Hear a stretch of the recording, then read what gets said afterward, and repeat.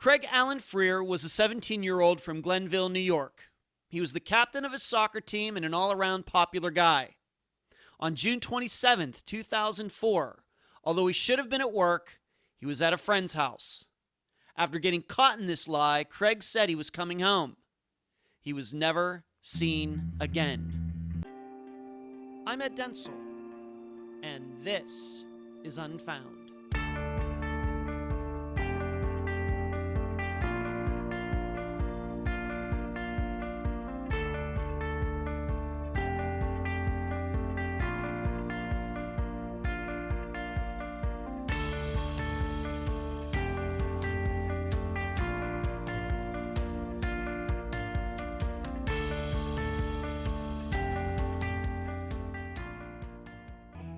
Over the last 20 years, we've seen a significant change in our culture.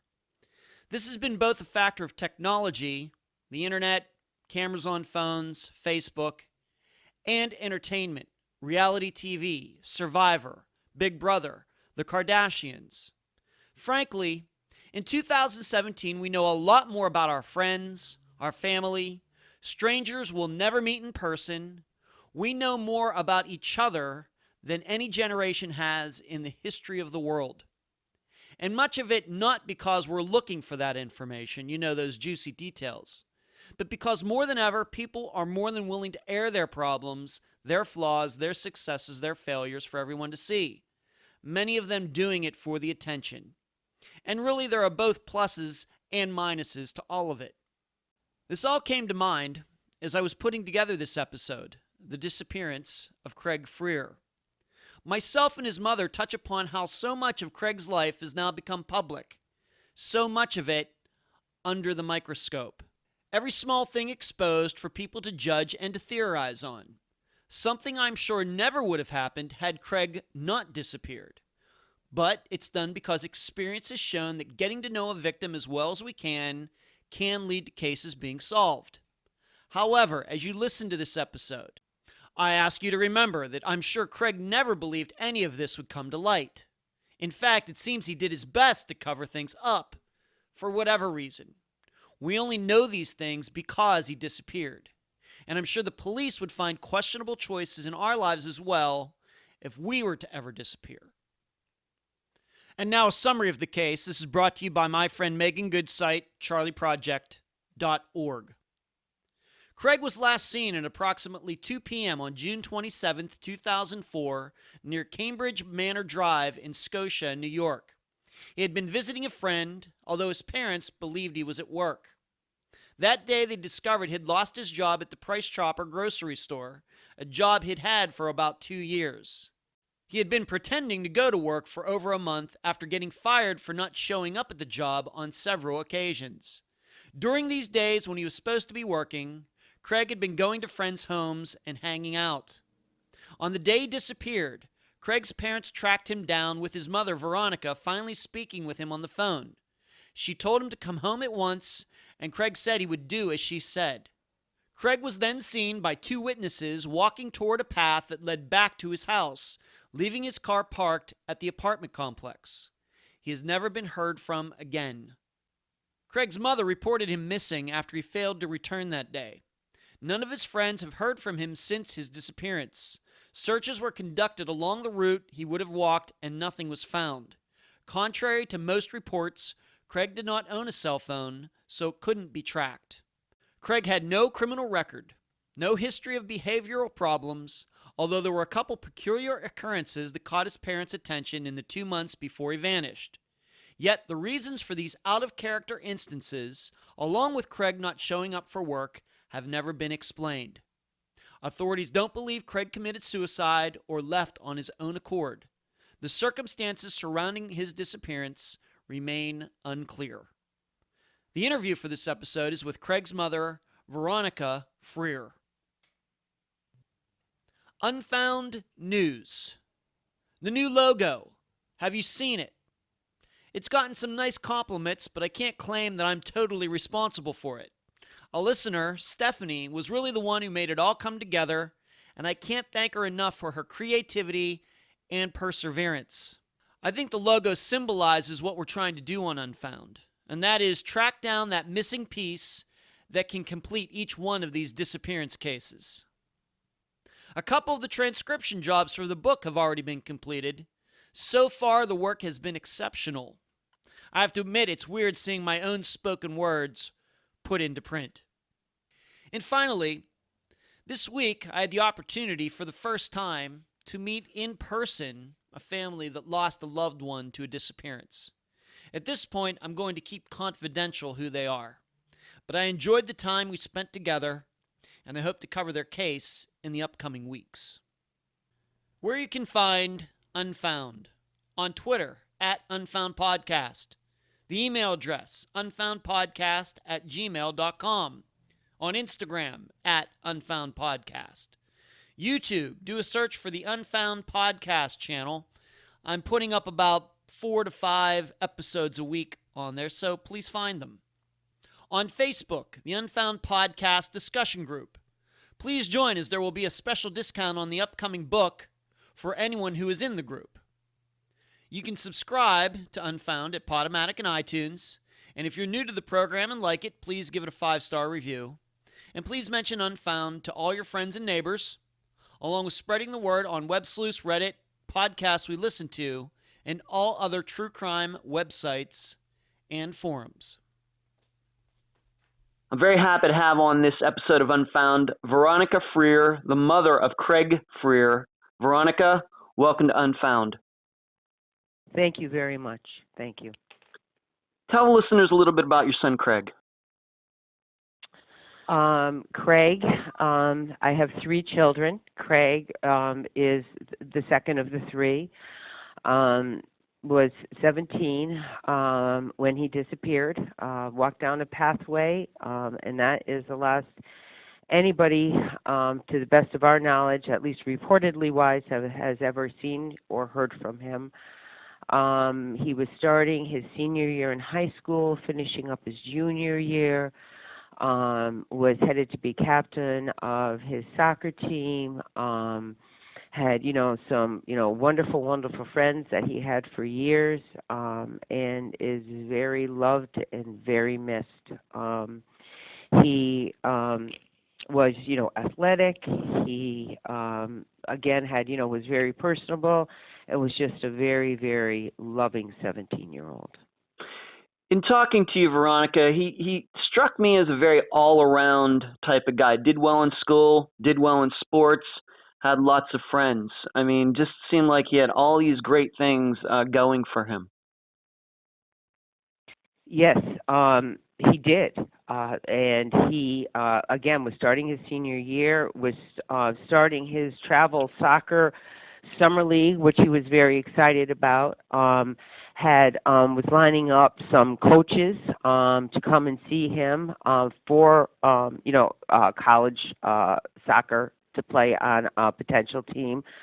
Had done some teaching, assisting with the school his junior year, and again was very personable. Had a lot of friends, long-term friends, and he had so much going for him, and this kind of makes it even a little bit more perplexing.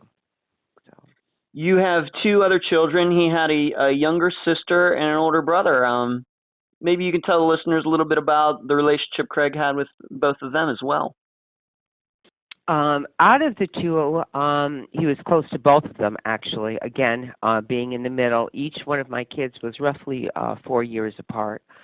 My oldest son had been away at college for most of those last couple of years while Craig was in high school. He was at Cortland. So he was gone most of the time, would come home for the summertime, would work a lot. And so he was, I think, because of the fact that Matt was, away so much at school during that period of time, had really, with Kathleen and Craig being home, had really formed, at that point, a very close relationship with his little sister. So he was both close to both Matthew and Craig. I mean, both Kathleen and Matthew. But again, with Matthew being away at college, I think that was spending more and more time with his little sister. And like you said, she was 4 years younger than him, so he was 17 and she was 13 when he disappeared. Yes. Okay. Yes. Great. Tell us. We're going to get into a little bit more because there might be a situation there where he worked that might have had something to do with this disappearance. But what do you remember about this job that he had got at Price Choppers? Had it for about 2 years. Do you remember how he got the job? Did he like the job? What do you remember about that? In addition to everything else that was going on, he seemed like a very busy guy to me. But on top of that, he has a job too. Yeah, he does.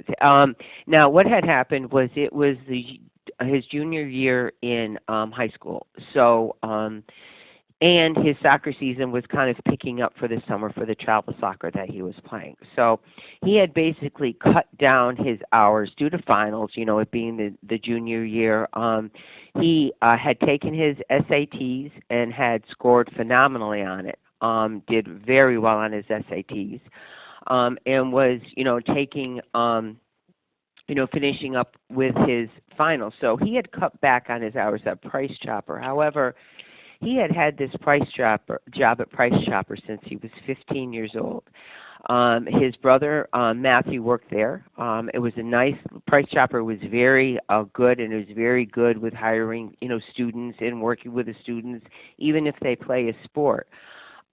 So Craig was able to kind of alter his hours at Price Chopper, from week to week, depending on what he had going on or what soccer games he had going on. So the little job, really, this little part-time job, worked out well. Now, he had started when he was 15. He had to start as a bagger because he was only 15. And then he went from the bagging section, to the dairy section. Again, just, part-time. In the summer months, he would increase his hours when he wasn't in school normally.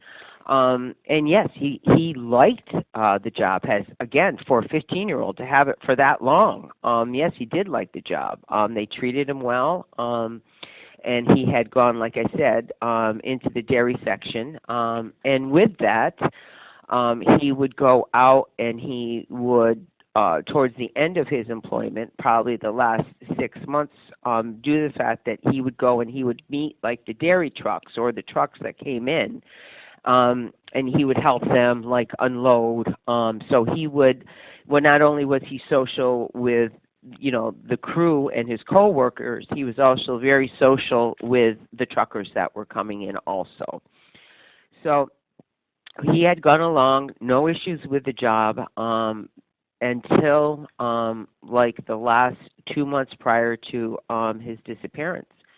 How many hours would you say he was putting in at his job the last maybe couple months that he worked there? How many hours a week do you think? Probably 10 hours a week, maybe 16 hours a week, because he had cut back the hours so much because of, again, finals and his soccer season starting up. Mm-hmm. So he had dwindled his hours down to minimal for about 2 or 3 months until he got over, his soccer season got kicked off and his finals were finished. Which isn't unusual. That's, high school students. Yeah. They may play football, but they don't play basketball or baseball, and they may get a job after football season. Or so what you're saying there makes total sense. Yeah, and Price Chopper, like I said, was very good with working with the students. You know what I mean? Mm-hmm. And working around these schedules.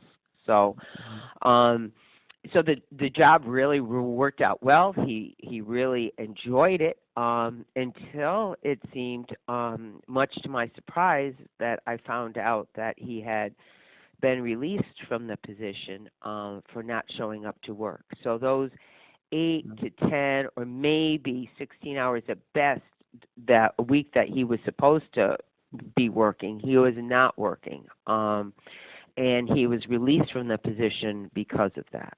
Okay. We're going to get into that in just a moment. One more thing before we do get into that. He had lost his wallet at some point. Did that happen right around that time, around this April of 2004? What do you remember about that? Because that's going to play a factor, possibly, in this case as well. What do you remember about that?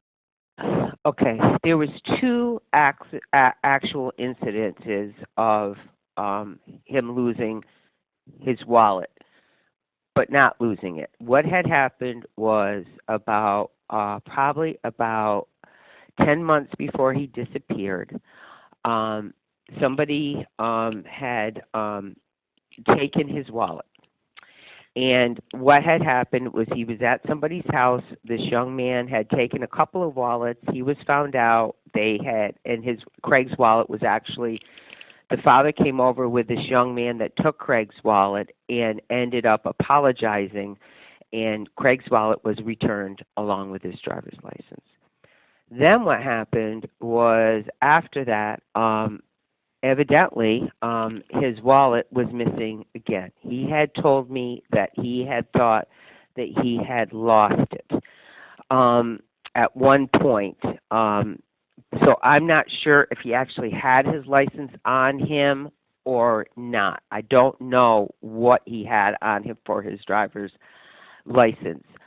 So I said, Craig, if you don't have a license, then you have to go get another one. So he evidently got another driver's license, and he had it supposedly in his wallet. When I found his wallet, his driver's license was not in it. So what had happened was his driver's license was found probably a couple of years after he disappeared at somebody's house. Evidently, he was in, according to what the story goes, is he was in this person's car, supposedly left his wallet in the car, and that's how this person ended up with a driver's license. So this would have been the second incident of Craig losing his wallet in this car at some point. And what had happened was the license, the mother went into this young man's house. This young man lived with his mom and dad. The mom and dad went to go move the dresser and found Craig's wallet and driver's license in their son's room. They, at that point, did not turn over the driver's license and wallet because they were afraid that their son, who had been previously in trouble before, might get in trouble. What happened was somebody had overheard the mother of this child talking in one of the local restaurants about how she had moved her son's dresser, and lo and behold, out come behind the dresser evidently was Craig's driver's license and Craig's wallet. So the son had explained that Craig had left the wallet and the driver's license in the car, and that's how he became in possession of it. That this happened prior to Craig's disappearance, and that he was scared and didn't want to turn it in, which, this person overheard this conversation of the mother talking at this local restaurant. The person who overheard this conversation called the authorities and said, look, I was just in a restaurant. I heard this woman talking to her friend, and I know about the Craig Frear case, and this woman was telling her friend that, hey, what? We got really scared. We know he didn't have anything to do with it, but when we moved the dresser, we found Craig's wallet and driver's license, behind the dresser. But we are positive he doesn't have anything to do with it. He wasn't even supposedly around at the time, which I don't know that to be true. To my knowledge, he was around at the time, and he had been in trouble previously, and I believe had to go to jail for a short period of time. And so this person overheard, and that's how the police came to find out that this woman, the mother of this young man that Craig went to school with, actually had possession of Craig's license and Craig's wallet. At which point they went to go interview the parents and the young man. And they assured the police that Craig left it in the son's car prior to Craig's disappearance, that the son had nothing to do with Craig's disappearance, and that, that they felt very bad, and that they just didn't want their son to get in trouble and get blamed for something he didn't do, so they did not readily turn the wallet and the driver's license into the police as they should have. Okay. So how many wallets did Craig end up having in the end? He lost his wallet before in ID, but got it back, and then lost it again, possibly because of this guy that you're talking about right here, this friend Correct. of. So it's same wallet. Mm-hmm. Same wallet. Okay. Okay. Let's move to April 2004. We're going to go backtrack a little bit from the wallet story. But you started having some concerns about your son leading up to the Price Chopper discovery. What can you tell the listeners a little bit about that? I can't even say at the time they were really true concerns. Now, in hindsight, I look back and yes, little red flags go up. Okay. Yeah, there were a couple of concerns that were kind of out of character for him. For example, he had done like this little internship with the school where he, was, under a teacher, and he was like assistant helping the teacher. He was like the teacher assistant, and he had done this for a quarter, and he had done very well. And the teachers had praised him and said how well he had done, but he didn't turn in the assignment at the end of the year. These small, tiny little things like that at the time I just was like, Craig, really, you've got to turn that in. He had some CDs that belonged to his brother that he took out in his brother's name that he was supposed to return, and he didn't return. Well, his brother went to go rent some CDs.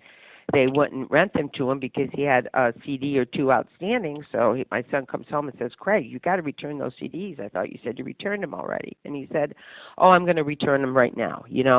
These little things that were just little tiny things that were kind of out of Craig's character. I can't say there was any huge thing or anything big that went on, but now looking back, I'm seeing these little hinks that to me now are more like little red flags. Back then, it was more or less me just thinking, okay, you know what? He's got to turn in his work. We've been down this road before. Sometimes he doesn't do it. I just, you know what I mean? He's just got to stay on him. But it really, for him not to just blatantly turn it in was a little bit out of character for him. Yes, it was. You'd also told me, and listeners should remember, that he was going to be captain of his soccer team, but there was a soccer party, some get-together, and then afterwards he didn't even go out with the rest of his teammates as well, even though they and his coach had just picked him to be captain. Yeah, again, back then I didn't really look at it at like a huge, but it was so we had had a end of the year soccer banquet. And at that banquet, he was named as one of the captains. So his whole soccer team is there. The parents are there. Now, we had some company coming in out of town that weekend. Okay, his grandfather was coming in out of town and spending the night at the house. So at the end of the soccer banquet, a group of friends went out. And believe me, Craig was always the first one out the door to go out and do something social like that. And he turned to me and he said, he said, I'm not going to go out with the guys tonight. He said, I think I'm just going to come home. And I said, Craig, I said, my God, that's not like you. And I was kind of laughing at the point. He said, what, why? I said, you can go out, I said, your grandfather's here, but, he understands, you just had he said, no. He said, I'm going to come home. I'm just going to stay home. He said, I really just don't want to go out. So again, something at the time that didn't seem like it was a big thing, but now looking back, it was out of character for him to am I reading too much into this stuff at this point? Possibly, but definitely something again that was not the norm for Craig.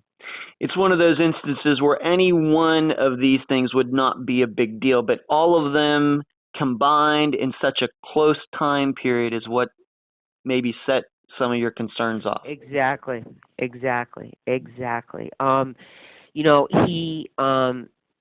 He he has had the same friends since he was a kid in elementary school.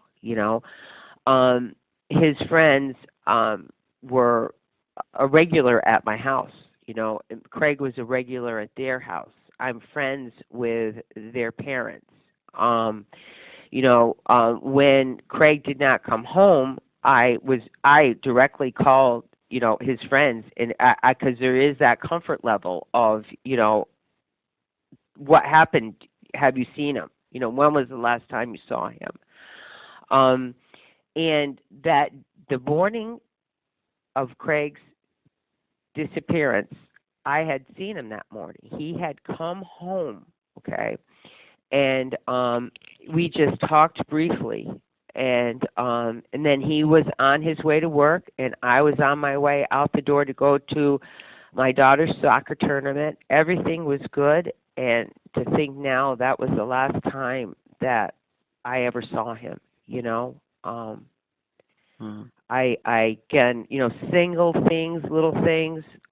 It's more of, everything kind of added together now that I look back that, yes, I am seeing that, these were, I believe, red flags that something was going on. Now, the big thing, if those were just small things, this is certainly the big thing, was this job at Price Choppers that we've already talked about. He had had that job for 2 years, but you somehow discovered that actually he had been lying to you about going to work. Tell the listeners all about this, because I think this would be a big main concern for any parent who would discover that, a child is going to work but isn't going to work. What can you tell the listeners about that? Well, what had happened was that day, what happened was that morning when I saw Craig, he went to work. I went to my daughter's soccer tournament. My daughter's soccer tournament was right down the road from Price Chopper. We were having company that afternoon. I had to pick up a couple things. So I said, I'm going to, on my way home, I'll stop off at Price Chopper, say hi to Craig, pick up a couple things, go home, and make sure he knows what time dinner is. And then that'll be it. So I go to stop by and to go see Craig, and Craig's not there. So I come home, and I'm like scratching my head. Now, again, those couple of small things that had happened, and this was the first time I think it kind of came a little bit together for me, and I'm saying, what is going on here? So I called his friend's house and tracked, basically more or less, for lack of a better term, tracked Craig down and talked to him on the phone. I said, Craig, I just stopped off at Price Chopper. They said you weren't there. And I said, what's going on? And he said, oh, Mom, I know, I'm running late. I should have been there 45 minutes ago. He said, I'm on my way there now. Don't worry about it. I'm on my way, okay? So I said, okay, make sure you get there. And make sure, dinner's at 3 o'clock. So we hang up the phone. So my then husband was at the soccer tournament, and he was bringing home my daughter. And I said, you know what? I said, on the way home, can you just stop off at Price Chopper and see if Craig is there? I know he said he was going, but, I get this bad feeling. Something's not right here, And so he said, of course. So he stopped by, and guess what? Craig wasn't there. So he, at that point, spoke to somebody that was working there and said that Craig hadn't been there for, probably a month, if not maybe even a week longer than that. Now, granted, his hours were reduced down to almost nothing, but still, he did have those hours scheduled. And that they decided he wasn't showing up for work. They tried to call him. He gave excuses, and they finally said, you know what? You're off the payroll until you come in, until you can, get yourself together and actually show up for the hours that you're supposed to show up for. So more or less, they let him go. Now, that, why wasn't he showing up to Price Chopper? And where was he those times, those 8 to 10 hours a week when he wasn't at Price Chopper, when I, at least, was under the impression that he was, and he left the house on the pretense that he was going to work on a couple of those occasions. So what happened was, and this is what kind of made it a little bit difficult, is after my son had disappeared, we were searching. I got this very bad gut feeling in my stomach. I can't even explain it to you. I just felt something was very, very wrong. You know, I just found out that he wasn't working at Price Chopper. I realized that he hasn't been going. You know, where has he been those hours? You know, now, you know, it's kind of, you know, those couple little hinky things are kind of hitting home, you know, that, you know, he didn't turn in this. What is going on here? Okay. Why didn't he want to go out the other night? You know, something's, so it all came down on me at once. And, we were, you know, looking for him. I filed a missing persons report, tried to with the police department, where Craig is from, who refused to take the report, who sent me to the Village of Scotia, who then refused to take the report because the Village of Scotia is saying it doesn't get reported here, it gets reported from where the child lived. And the Glenville saying, no, Scotia takes the report because that's where Craig was last seen. So the two of them were going back and forth. Neither one of them wanted to take the report. Finally, it was determined that Scotia Police Department, the Village of Scotia, the place where Craig was last seen, is where the report actually gets filed. So here I am. I'm waiting for my 48 hours. I am literally sitting at the bench waiting for them so I could file this report. I had come from the Glenville Police Department. Scotia wanted to send me back. I refused. I said, I'm not leaving until somebody takes this report. So we filed the report. And, you know, I am trying to tell the police, you know, the police are saying, well, you know, we don't recognize any of these names. You know, I'm telling him Craig's friends' names. I'm, trying to tell him, and he said, they're saying, well, you know, we don't recognize any of these names. And I'm saying, well, that's because they're not kids that get in trouble. You know, like it was a disadvantage that they didn't know anybody. And I said, I really need you to understand something is wrong here. I know I can feel it. Something's not right. Something's been going on. And they said, you know, honestly, he's 17 years old. He's a young man. He's almost 6 feet tall. He's there. He's probably went to a party. He's probably it's graduation weekend. He's probably partying it up, and you're probably going to see him come home Sunday night when he's darn good and ready. And I said, no. He wouldn't do that. No, you don't understand. Something is wrong. Something, I can tell you, I could feel it. We could not get the police to even initiate an investigation regarding Craig. Let's go back. Yeah, let's go back a little bit, though. You call him. He says he's going to go to work. All right? Mm-hmm. That day, you tracked him down. You had told me that some girl had answered the phone first and kind of covered up for him. Is that correct? Right. So what happened was, after we found out that he was not at work, my husband came home, not only told me that he was not at work, that he had been not coming to work for at least the last few weeks.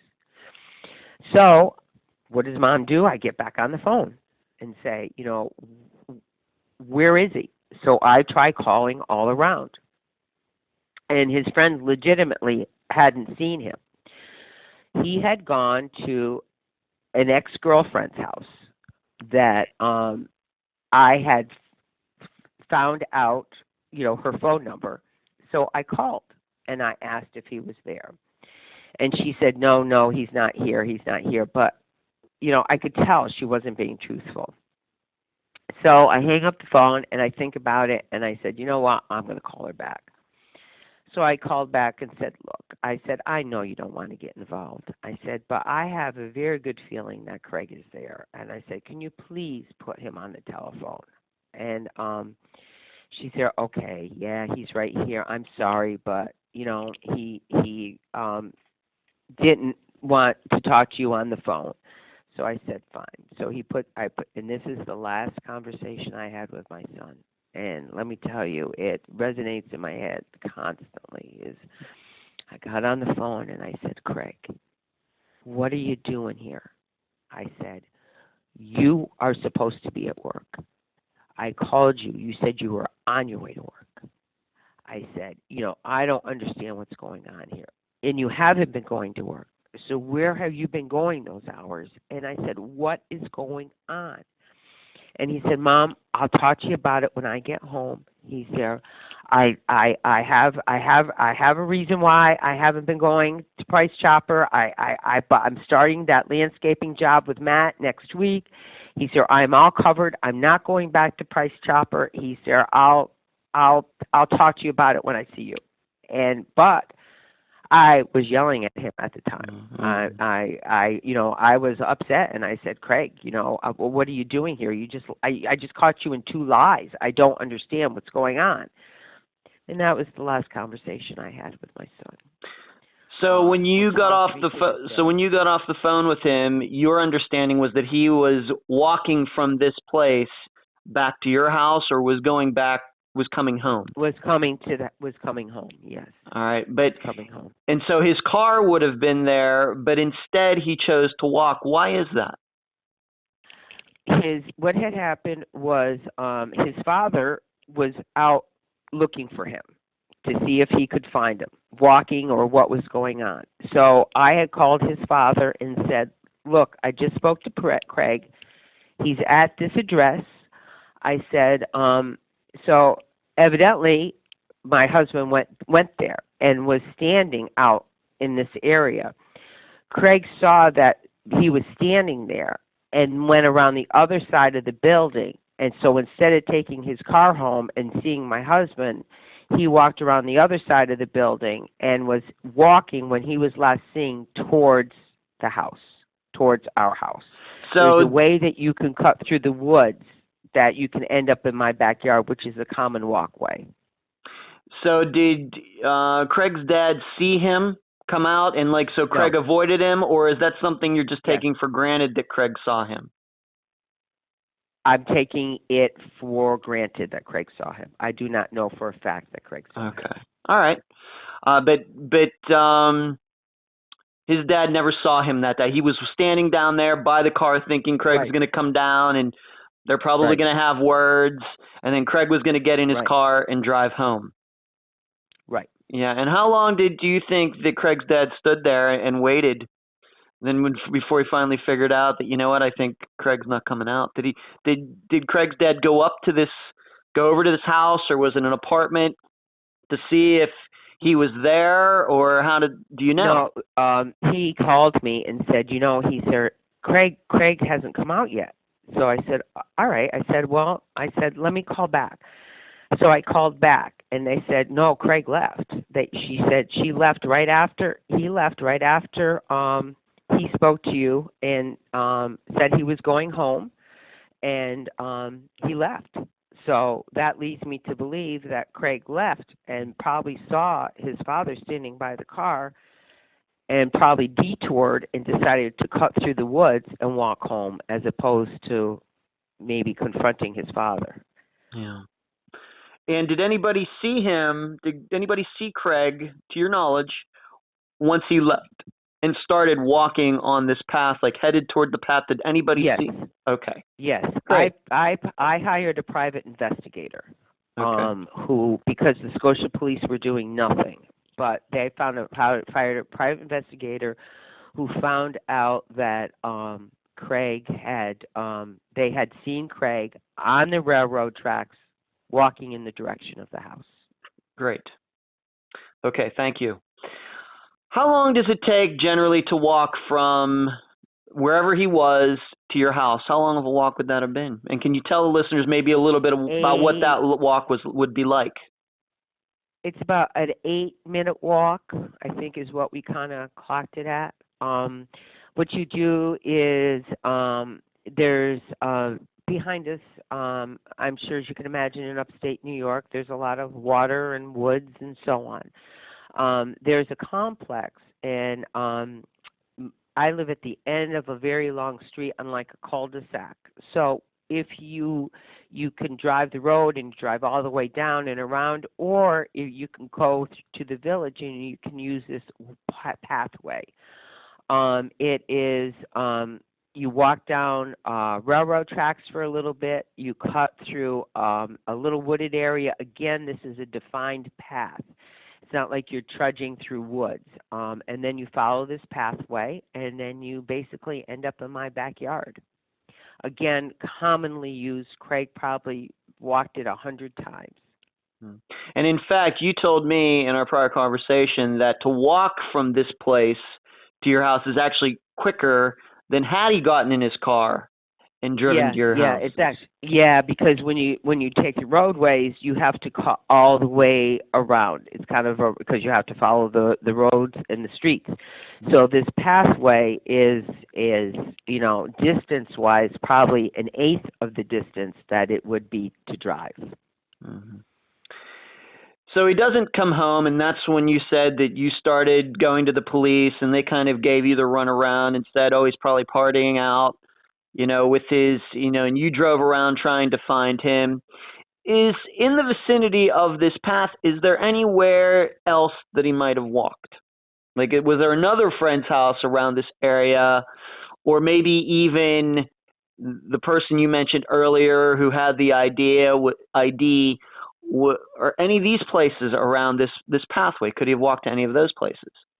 Absolutely, yes, yeah.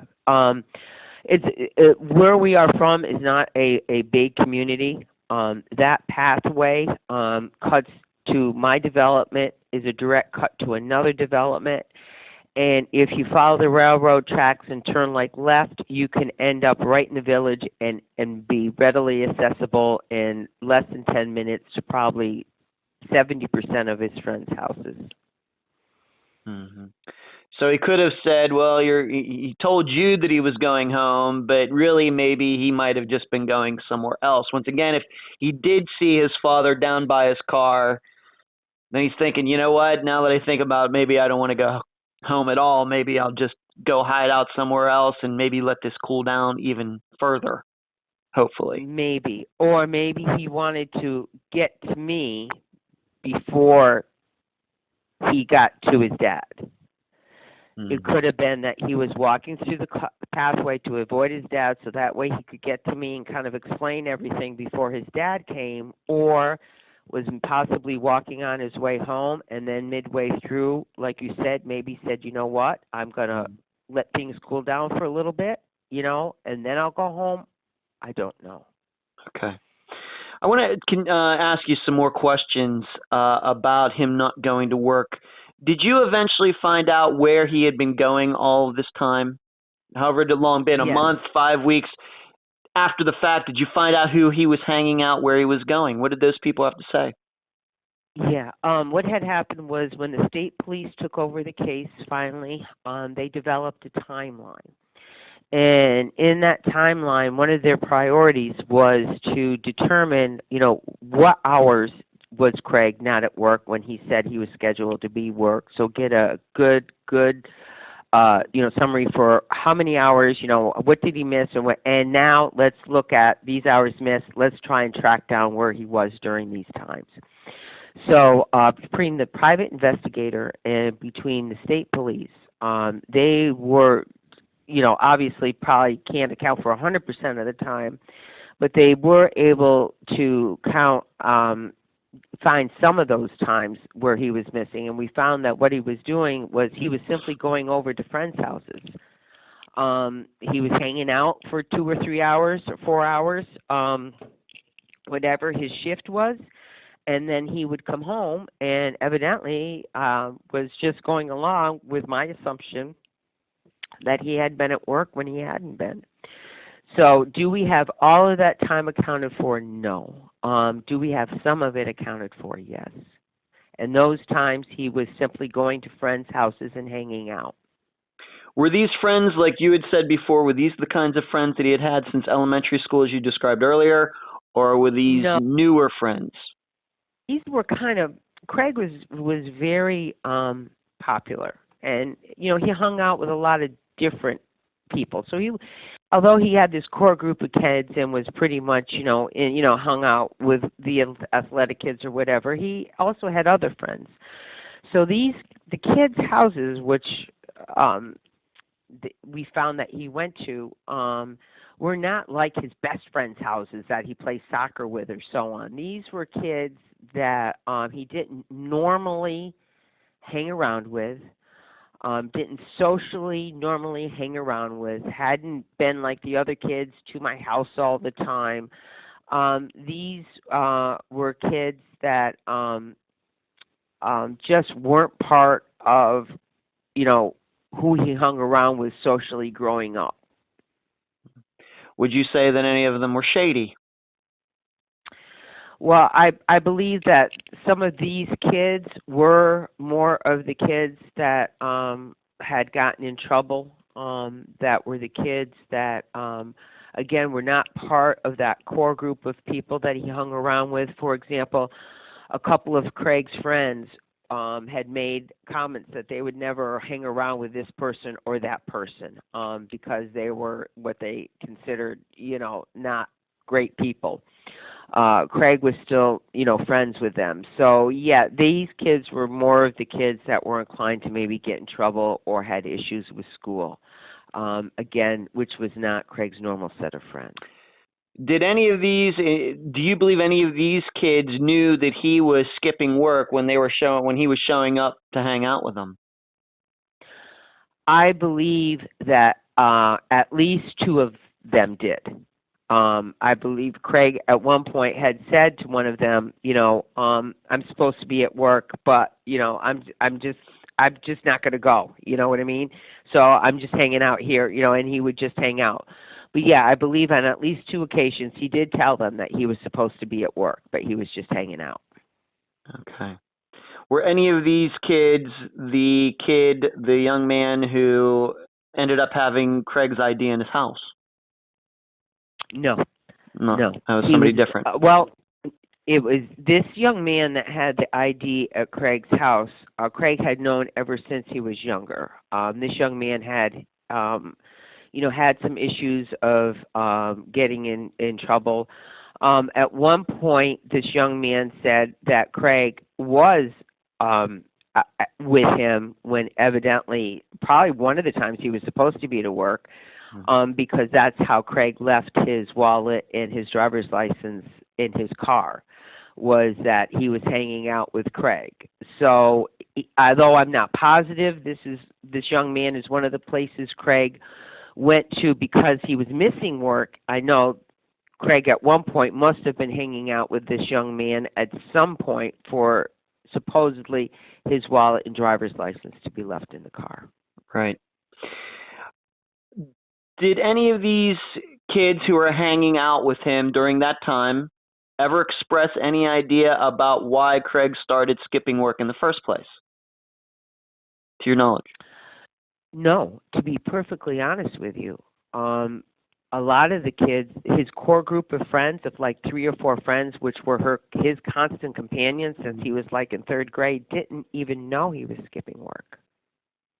So this was something not only he was hiding from you and his dad and obviously his 2 siblings. These were, in my recollection, I'm 46, but going back to when I was 17, you tell your friends way more than you tell your parents, but he wasn't even telling his confidants this. Right, he was not. Okay. And then when he was skipping these work hours, he was hanging around with a totally different set of kids. Yeah. Have you thought about, obviously he wasn't working maybe 8 hours a week, 10 hours a week once his hours were cut down, and he had been doing this for maybe a month or 5 weeks. Do you have any idea what he might have been doing for money in that time? Well, he did some work for his grandparents, so he got some money for that. I helped him pay for prom because I knew that he couldn't work a ton of hours because of his school schedule and so on. He had a little bit of money saved, from when he did work. And again, he had done some work at his grandparents and had gotten some money for that. His car was paid for. So, he did have a little bit of money put aside, Okay. What did the which girl we say? found none of, Oh, so I'm assuming he used it all. okay.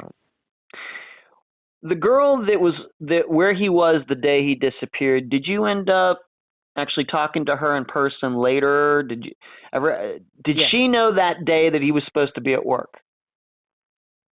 After my phone call, yes, she did. Prior to that, I do not believe she knew he was supposed to be at work. I believe he just said to her that he was just stopping by to say hi. Then after I made that phone call to him is when she realized that he was actually supposed to be at work. But I do not believe she knew when he walked through the door that he was actually supposed to be at work that day. You have some suspicions about, or you have, yeah, I can call it a suspicion about what might have been going on at Price Choppers. Do you feel comfortable telling? Do you believe that there was something that was possibly going on at Price Choppers that was causing Craig not to show up for work? I think it's definitely a possibility. Is it me just overthinking and going through things over and over and over and over again in my head? Something was going on with Price Chopper. Something happened there to one point where he was fine and he was working. He obviously, from everything that we've heard from everybody, you don't, how many 17-year-olds have, a microscope put on them, he, something was going on. Now, I don't know what it may have been. I know that he was doing fine, and then something happened. I know that he used to go back to the docks, and he used to hang out with the truckers all the time when they came in to do the dairy supplies and deliver the dairy and the eggs and the milk. And I know he spent a lot of time back there with the truckers. He even told me a couple of times that he did. At one point, he had come home with a name and a phone number and was proud of himself and said, ha, ha, ha, he's their mom. He's there. Guess what? And I said, what? And he's there. A woman today gave me her name and her phone number, and he's there. And she was a little bit older, and he's there. She wrote her name and phone number on a piece of paper, and he had the piece of paper in his hand for me to give to call. And I said, really? And I said, Craig, that's really kind of inappropriate. I said, why haven't you ripped up that piece of paper and thrown it out? He's there. I just want to throw the guys. And I saw the piece of paper just for a second, like a flip second, and I could see the writing. And I noticed then, I said, that looks like a man's handwriting, not a woman's handwriting, but didn't really think anything of it, and I don't know, did he meet somebody? It seems like something was going on at Price Chopper. Whatever it was, I do not know. And your older son had worked at Price Chopper at one time, also, like you said before. And my daughter. And your daughter. My daughter ever also. had any problems with them? Either of them working there? No. Okay. No. Okay. Let's move on to maybe a couple other things. After he disappeared, you had his computer gone through. Anything strange found there? I was so hoping. No, I thought, this is it. We're going to find something out. Now, back then, it was the IM, the instant messaging, where they wrote cryptic kind of messages back and forth, and we only had one computer in the house at the time, and he hadn't gotten a cell phone yet. He was going to get one for his birthday that was coming in October. Some of his friends had cell phones, some of them didn't. Craig was going to get one on his birthday. So when he made quick plans or whatever, it was either the home phone or he would use the messaging. And he was on the computer a lot. So, I thought, all right. So I obviously tried to get the Scotia, the local police to run the forensics on it. they did not. So the private investigator found somebody that was able to get the messages off of there. And unfortunately, what happened was the hard drive was full. So every time he wrote a message, it kind of overwrote the last one. But the forensic specialist was able to get probably at least 70% of the messages off the computer. So I am sitting there, okay, all right, here we go. I'm going to find some answers. What was going on, because nobody's, the kids don't expect you to go through the machine like that, so anything he'd have to say, he knew nobody was going to look at it, so he might have been open and free with these messages, Mm-hmm. Here you are as a parent praying that there's some type of drug activity or criminal activity, something that you can put your hands into, that you can go and you can try to find him or something to give you a starting point. So they sent the report in, had gotten all the messages, and there was nothing there, nothing. There was some messages regarding, going and meeting kids at a party, and that type of stuff, but there was nothing in regards to somebody unknown. They tried to track down all of the IM messages to a person. So we had a whole host of IM messages. The state police did that to the best of their ability. Did they get every single one? No, but they got kind of the content, or at least what they think is most of the content, not unless some of them were just totally erased and we just weren't able to get it. But there was nothing on there to give us any sense of direction or to give us any sense of what was really, really going on. He had, the day that before his disappearance, he was at a friend's graduation party. And at this graduation party, somebody had heard him on the telephone. Now, don't forget, he didn't have a cell phone. So that means that he had to borrow somebody's phone, okay? So he, on this phone conversation, he is, according to the witnesses, very animated and, saying, I can't believe you're going to do this to me now. I can't believe you're doing this to me now. And was very upset with whoever this person was, and it sounded like this person was more or less kind of threatening to do something with him. I don't know what it was. I don't know. But whoever it was he was on the phone with, again, he was very animated with and was very upset. They tried to track down, but, by the time the state police got their hands on everything, a lot of these phone records are purged. So sadly, that is an extremely good lead. However, we don't have access to the electronic records any longer, nor did we when the state police got this lead. It's no fault of theirs. And, we weren't able to find out exactly who he was talking to. But something was going on. When did you find out about this phone call that he made at this graduation party? We just found out about this about a month ago. So he disappears in 2004, and then suddenly 13 years later, somebody comes forward about this. Yes. Can you tell the listeners a little bit about how that happened? If you can. I happened to be home. I have had lymphoma, was in the process of getting radiation treatments. A friend of mine, which I wouldn't normally do, said, "Come on, you're getting out of the house for a few hours. We're going to go to a nail salon. I'm going to have your give you a pedicure and a manicure. You need to get out."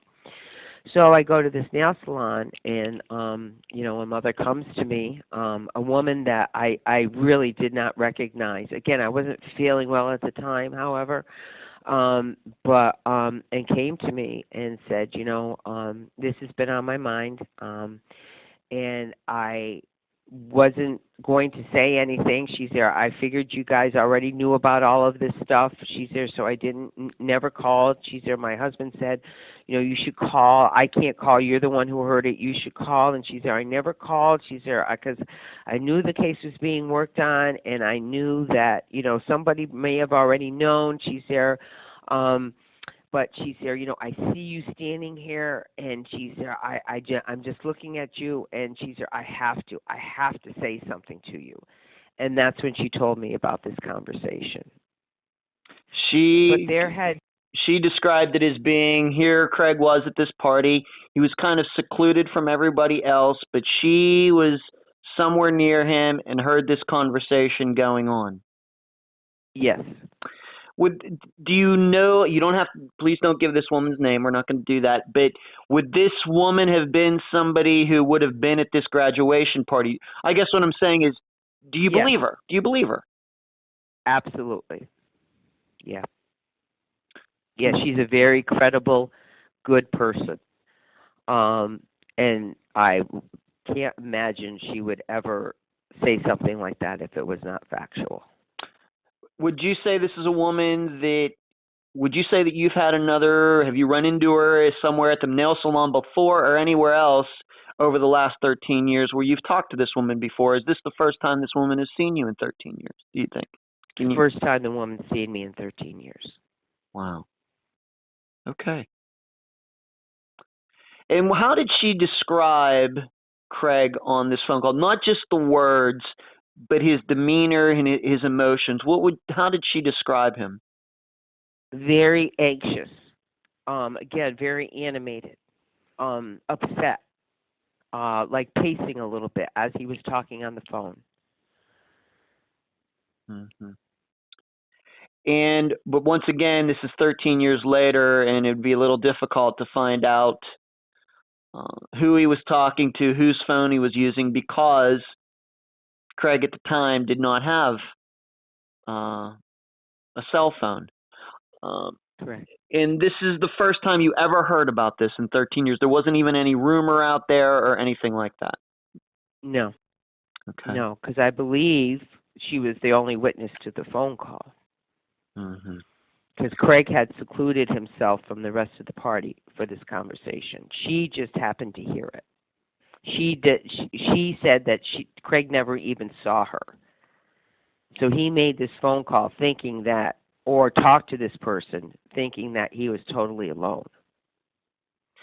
And what's interesting about this is here Craig is at this party where most of his friends would be. So who could he have been talking to on the phone? Right. That would be saying, that could really do something to him to really make him feel this way. Right. And I don't know. And that's a good question. Who would it be? Probably 80% of his friends were at that party. And there was the story out there that, is it true that Craig had a girlfriend that he broke up with maybe not long before he disappeared? Is that true? Yeah, is that yeah. Was she at this party? It was her party. It was her party. So it couldn't have been that. It couldn't have been something where he was arguing like with an ex-girlfriend or something like that. No, it was somebody that was threatening to do something to him. I don't know if it was a male or a female. And again, not realizing it at the time, but Craig was very active with girls. He had a few girls that he was actually seeing. And again, how many of us parents or how many 17-year-olds have their life put under a microscope. Sure. But he was still he was seeing a number of girls at the same time. Right. Yeah, you make a good point that the reason we know these things now is because Craig's life has been put under a microscope, because he disappeared. And it very well could be the stories we're talking about, Craig, are probably true for a lot of teenagers. It's just we don't know about it because these other teenagers haven't disappeared. So we shouldn't think that this is his lifestyle or whatever he was doing was any different than anybody else's. I think that's a good point to make. Right. Would you happen to know if, and I'm just going to use his first name, Jeff. He is the guy who ended up having Craig's ID in his house. Was he at this party? Would he have been invited to the party, or is it possible that No, he wouldn't have been? I don't believe he would have been invited to the party. No. Okay. He was totally not in that social group of children. Right. Did the police, like you said, you had some problems with the police, and eventually, when did the state police get involved with Craig's disappearance? About 14 months, a year and a half after Craig disappeared. That long? I actually got them, the local police department, to actually sign a waiver to turn it over to the state police because they were doing nothing. And I, got the private investigator and did he did an awful lot of work. And that's the program. The private investigator turned over all of his findings to the state police. Can you, once again, with whatever you're comfortable with, can you tell the listeners some of the things that your private investigator did? The private investigator actually got out and went and spoke to kids. The private investigator is the one who got the forensics done on the computer. The private investigator is the one who found the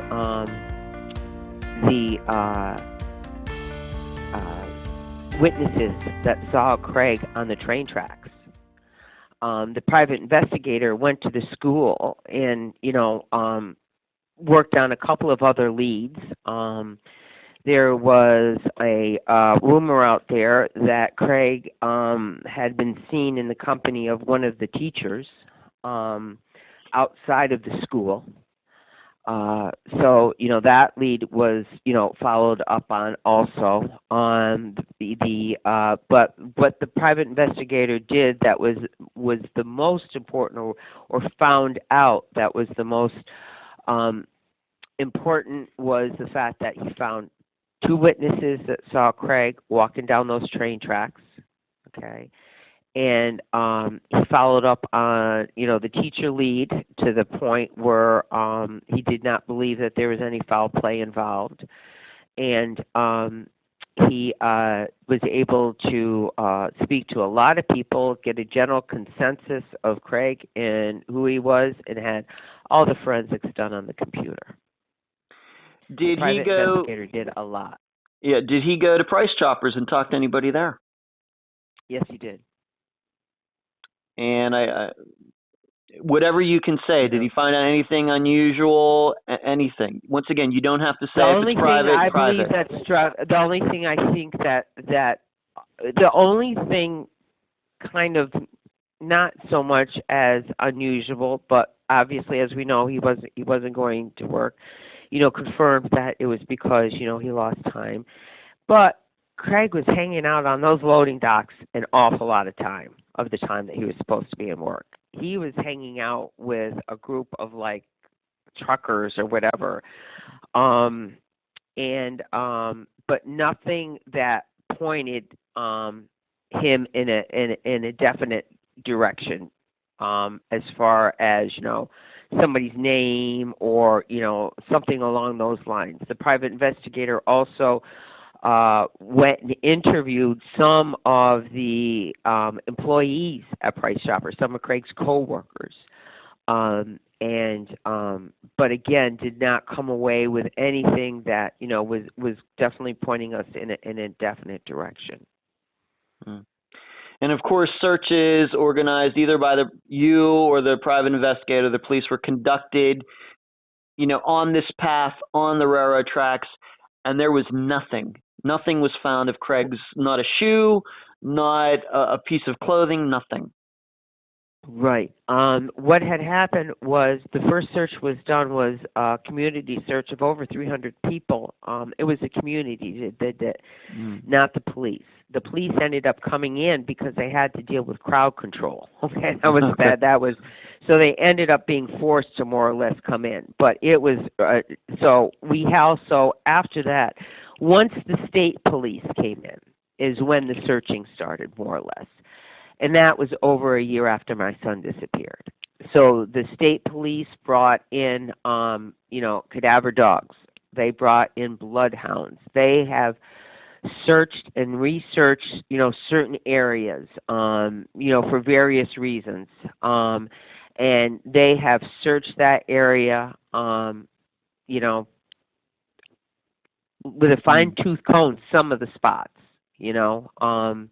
and they still have a couple of areas I believe they still want to go and search, more than likely in the fall, once the foliage is all down. Now is a tough time. Yeah. So, that particular area, but again, such a disadvantage, having everything, not even start until well over a year after his disappearance. It was not good.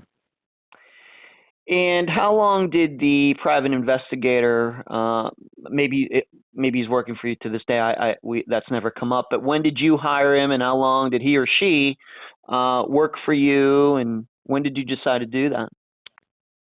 I decided to do that finally, probably about 4 months into Craig's disappearance. The private investigator stayed on the case until it was turned over to the state police, which was about 15 months after Craig's disappearance. So once the state police came on, he filed a report. He said to me, he talked to the investigator assigned to Craig's case, turned everything over, and said, I believe now you're in good hands. He said, if you need anything for me to do, anything special or anything outside the bucket the state police can't do for you or aren't doing for you, he said, you let me know. He's there, but he's there. There's not much more I can do for you right now unless other leads come in or whatever. He's there, he's there. I believe that you are in good hands with the state police now. So I did call him afterwards for a couple of small things, but pretty much when the state police came on board, I had a sense that the case was now at least being worked, and he had pretty much done anything for me that he could do at that time. So you think he did a good job for you? I think he did a great job for me. All right, that's good to hear.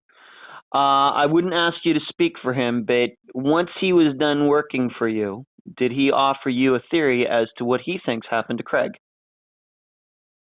You don't have to say what it is. I'd never ask you to do that. It's private between you two. But did he offer you an idea, a suspicion?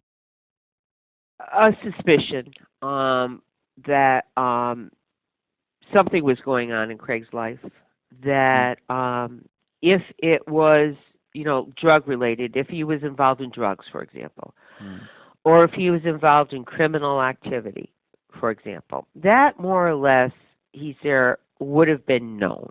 He's there, because you need connections, and he's there. So especially he's there when we would have looked at the computer, or throughout all this investigation with him being put under a microscope. He's there, he's there.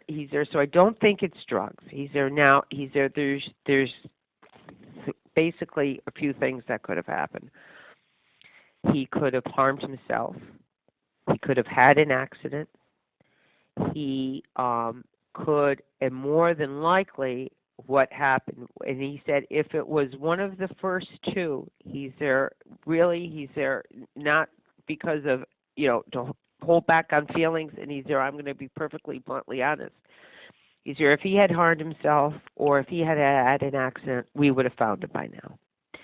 He's there, I'm pretty confident of that. And he's there would have been some signs leading to him if he was going to hurt himself, something along those lines that, somebody would have known about. At some point he would have talked to somebody or whatever.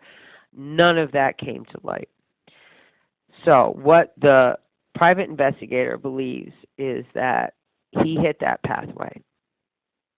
He was walking home. We have witnesses that saw him walking home. Something, he decided to maybe let things cool down, and he called somebody. They believe he left that pathway, he went to somebody's house, or he called somebody. And whoever this person he called or whoever this person's house he went to isn't part of his normal group of friends. Okay? The thinking was, if, what do you have, to hide in your life, if things that might be going on, drugs, illegal activity, but maybe sexuality also, Was this something that Craig was trying to hide from people, even his best of friends? Was he gay?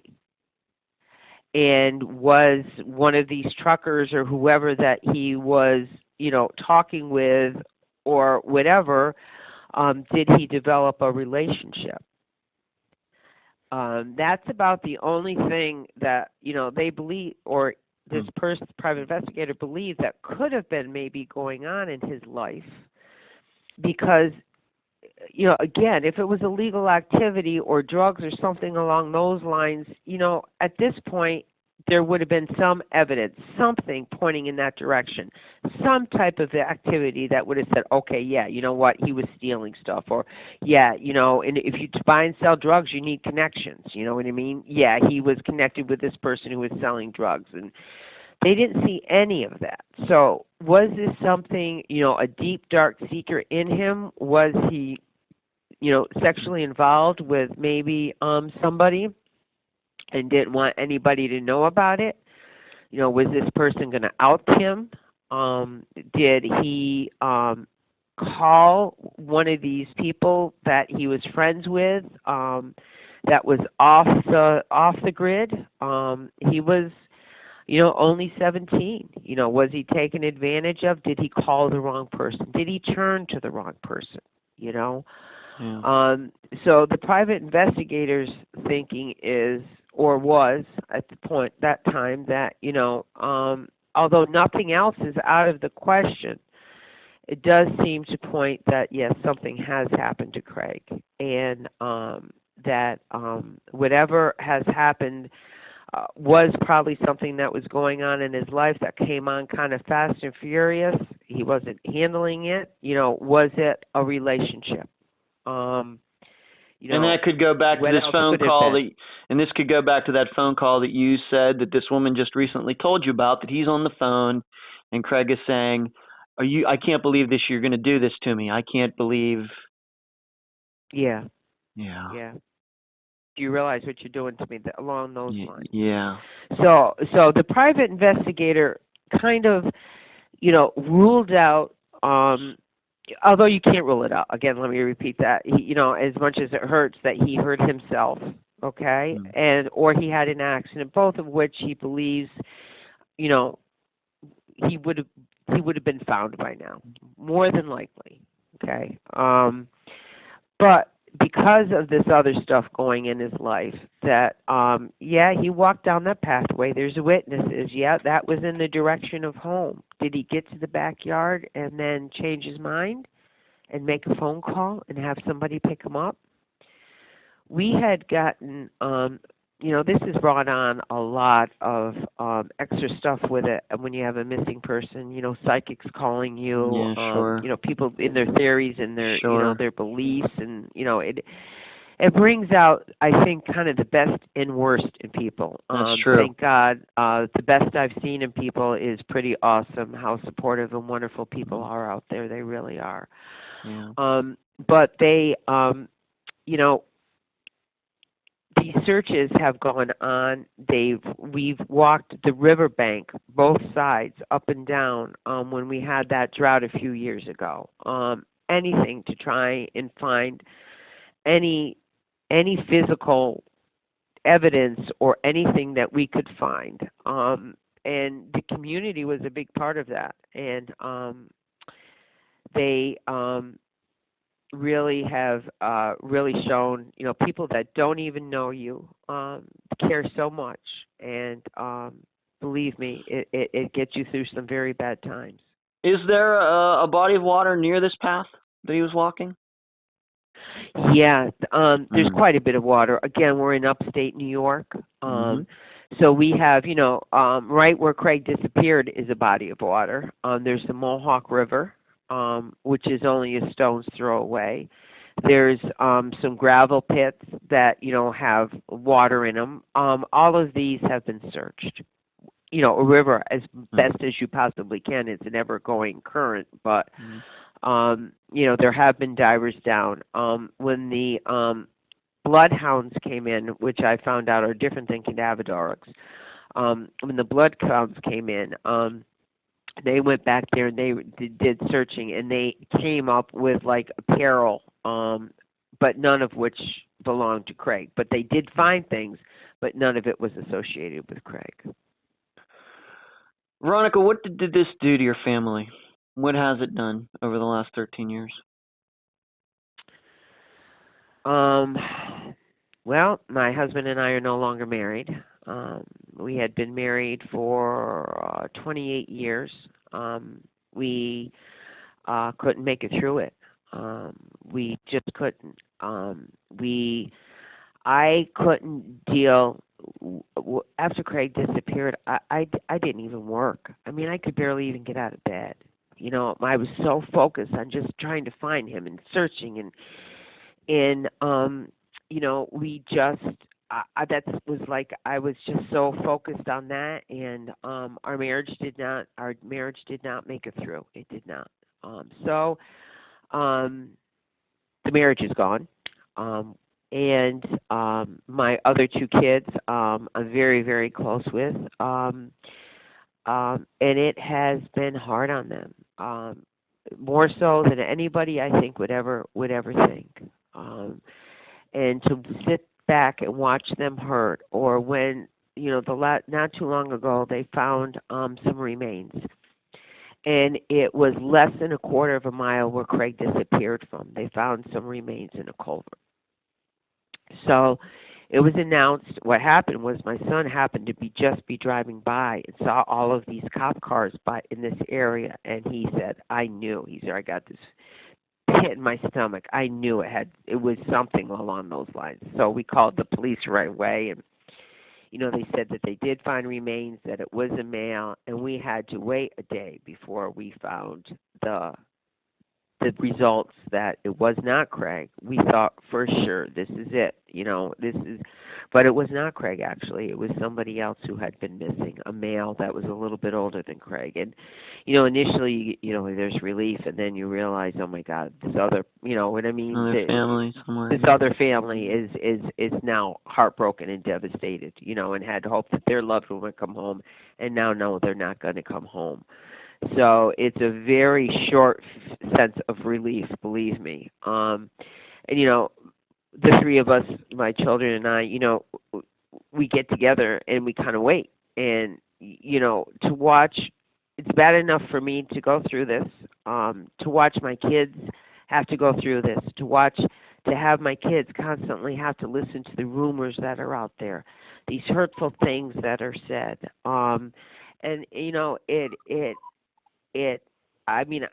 it's just very hard as a mother to watch what it does to your other two kids, or any other kids that you have out there.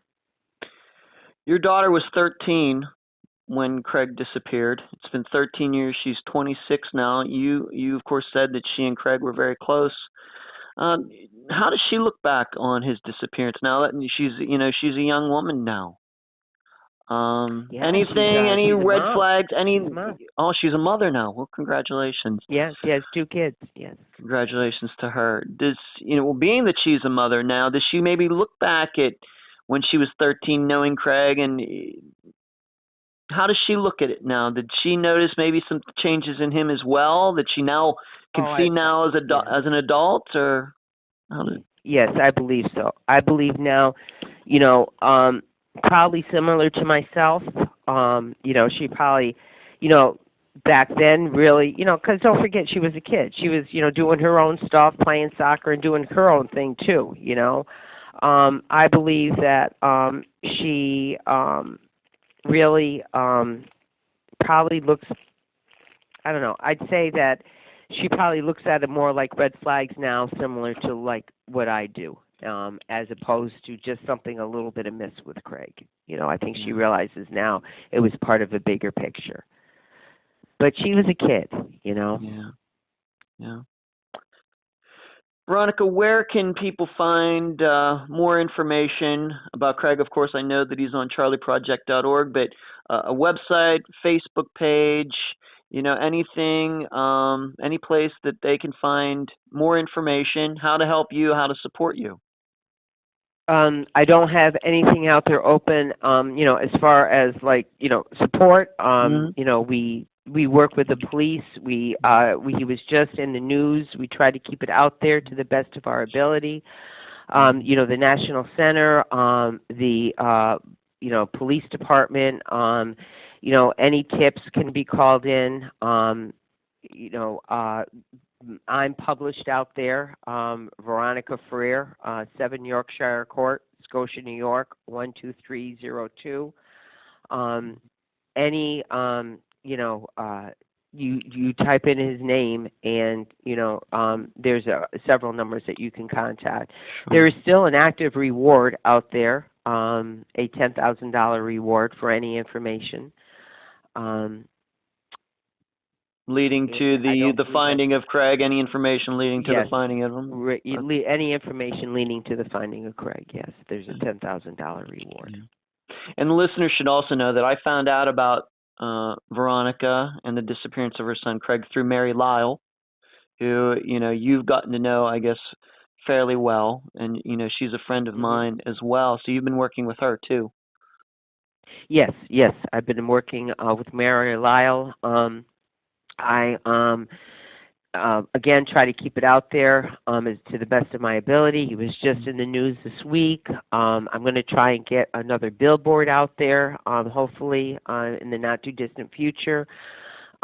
With his birthday coming up, we'll try and get something out there again in the media. We're constantly, sending out pamphlets. I was on the phone with the National Center to please try and have another national mailing of his postcard sent out. Anything I can do.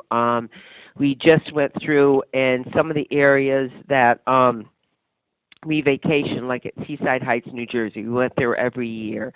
So certain areas that Craig might have been familiar with, we continually saturate those areas with his poster and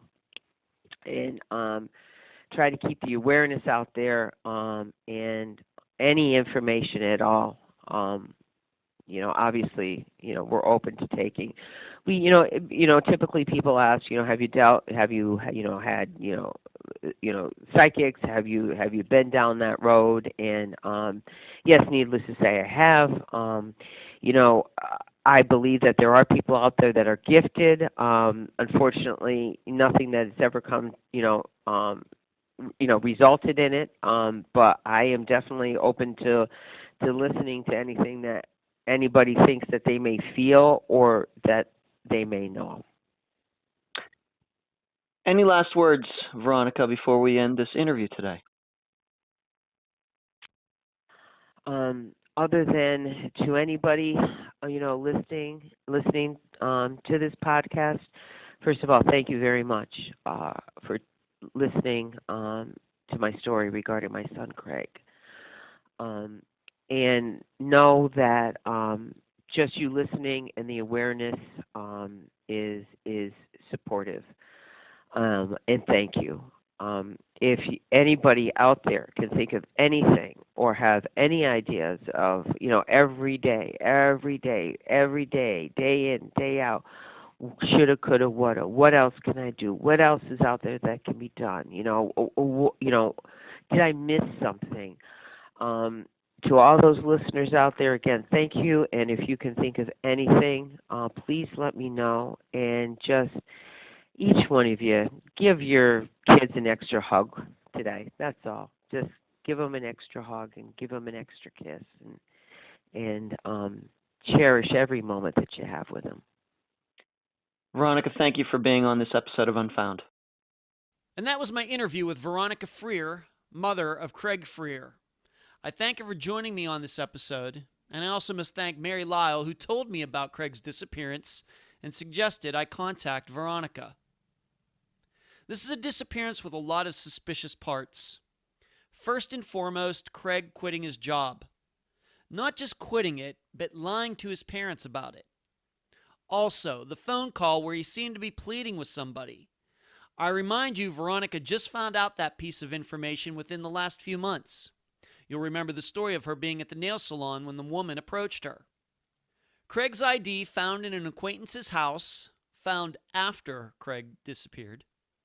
Craig hanging out with new people who his old friends wouldn't hang out with, and his car being left in the parking lot. All very disconcerting, and any of them could be a big clue. The problem? It's hard to make them sync up. None of them seem to have anything to do with any other.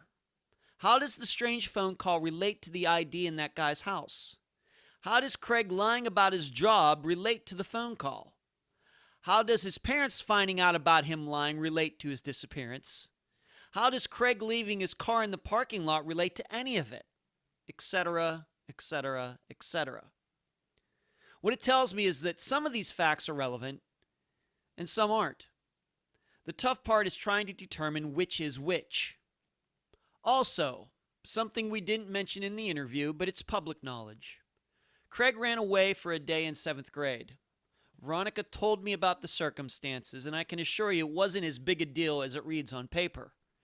But it does possibly show what Craig's defense mechanism was when things he was trying to cover up got exposed. Some people, when they get stressed, they eat. Others, they don't eat. Some people turn to drugs, some to alcohol, others go run up their credit cards. It all depends on the person. For Craig, maybe when he was stressed, he ran away. He did it in 7th grade. He might have done that at Price Choppers if something there was stressing him out. So, did he run away when he was found out by his parents? I think it's a possibility. So, what happened to Craig Frear? Going back to those facts I mentioned earlier, I don't like it that Craig's ID was found in some guy's house after Craig disappeared. That is a huge red flag. I'm reminded of the disappearance of Roxanne Peltoff, whose ID was found in the possession of a convicted felon. But it's hard to understand why Craig would have gone to this particular house and met up with this guy on the day he disappeared. Because it was another good place to hide? I suppose. But then if Craig thought this guy's house was a safe place, then why would this guy harm him? And I remind you, it wasn't his house. It was his parents' house. You see the problem. It makes me actually think that the guy who had Craig's ID truly didn't have anything to do with his disappearance. It's almost like it's too obvious. In my opinion, everybody who saw Craig or was trying to find Craig that day needs to be re-interviewed, if only to clarify the timeline as well as possible. Whoever Craig was with earlier in the day, the girl he was with who lied for him, the 2 witnesses who saw him walk toward the path, Craig's father who was waiting for Craig in the parking lot. Because I'm reminded of something that Detective Kenneth Main said on his recent interview on Unfound. Sometimes it's best to go back to the original material, go back and recheck your premises. I'll leave the rest of the theorizing up to you. And that's the program. If you found it informative, please go to the app that you use to listen to Unfound and give this podcast a nice review. I thank you for listening. I'm Ed Densel, and you've been listening to Unfound.